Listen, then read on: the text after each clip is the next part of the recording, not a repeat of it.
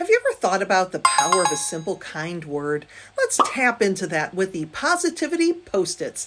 Here's a plan. Grab a stack of Post-it notes and a pen and write down positive affirmations, uplifting quotes, or words of encouragement like, "You're amazing at what you do," or "Keep shining." Now, the fun part is to scatter these little rays of sunshine around the office. Stick them on a colleague's monitor or in the break room or even on the bathroom mirror. It's like planting seeds of positivity everywhere you go. But here's the magic. These small notes can significantly boost morale and create a more supportive work environment. They're reminders that we're valued and appreciated. Little pick-me-ups on a challenging day can make a huge difference. This practice fosters a culture of kindness and recognition where everybody feels a sense of belonging and encouragement.